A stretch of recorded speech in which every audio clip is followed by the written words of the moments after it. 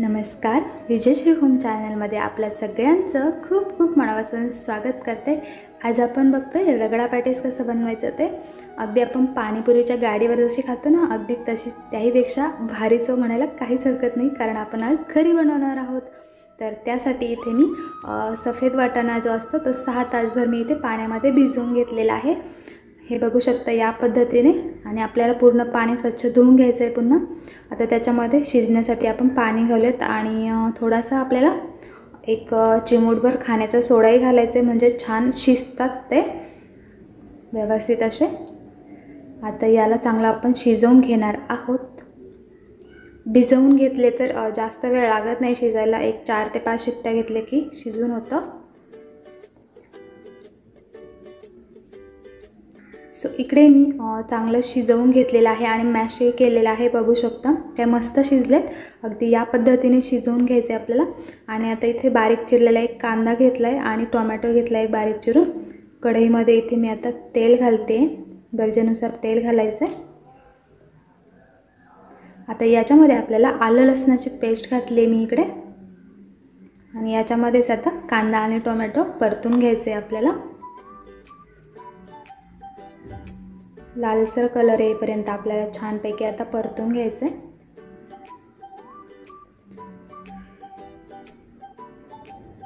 बऱ्यापैकी आपल्याला इथं लालसर झालेला आहे। आणि आता आपल्याला याच्यामध्ये मसाले ॲड करायचे रगड्यामध्ये आपण जे घालणार आहोत ते।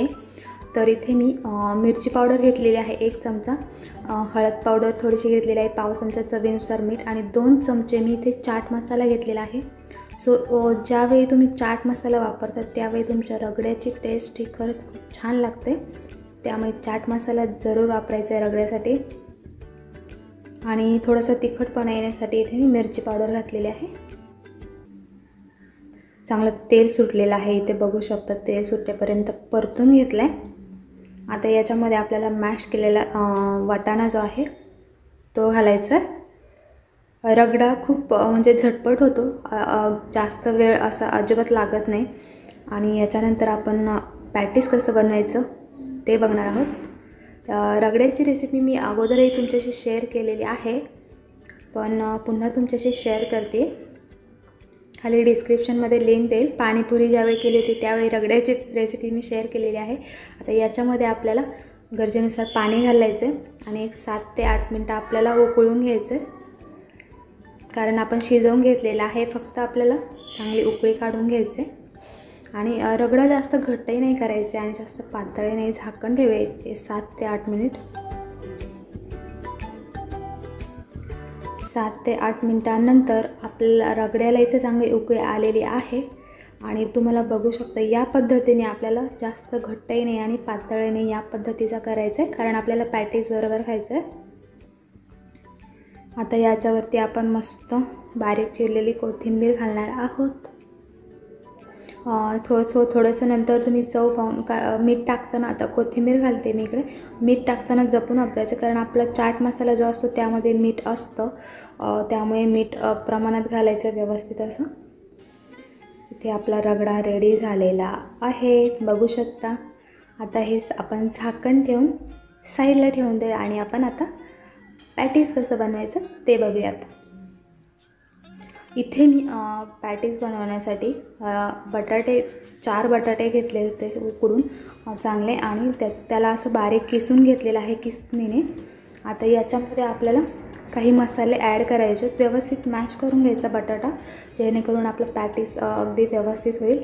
इथे मी आलं लसणाची पेस्ट घेतली आहे, मिरची पावडर घेतली आहे, थोडासा गरम मसाला घेतलेला आहे, आणि थोडीशी हळद, चवीनुसार मीठ, अगदी इतकेच वापरलेलं आहे मी।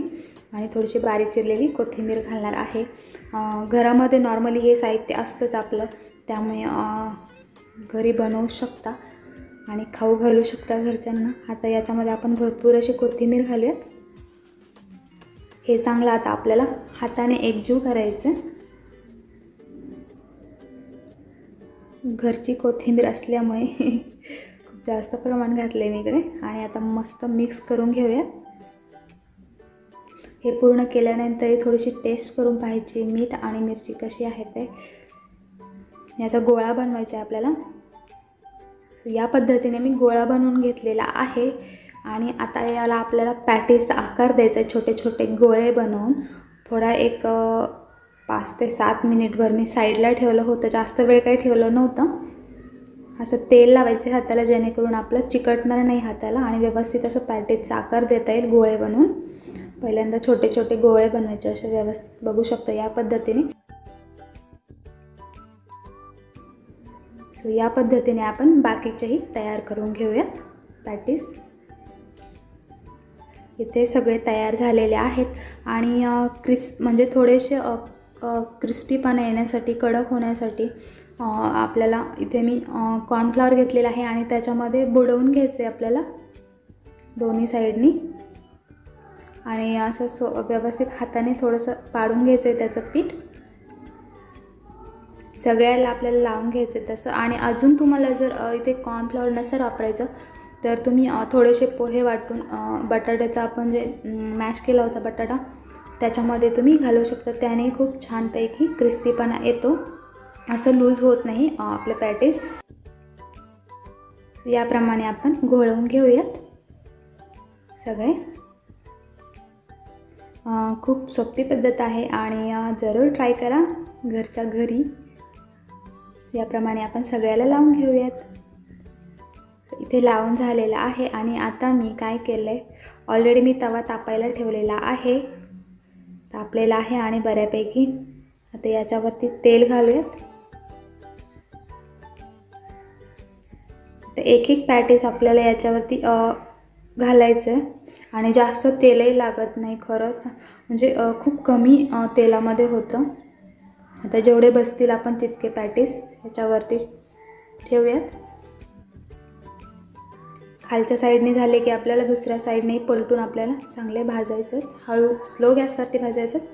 एका साईडने भाजलेले आहेत आपल्या. आता पलटूयात साईड. बघू शकता काय मस्त लालसर असा कलर आलेला आहे.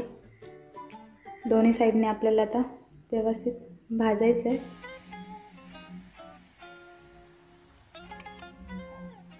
आपला इथे रेडी झालेला आहे पॅटीसही आणि आता आपण प्लेटिंग करणार आहोत. खूप छान झालेत.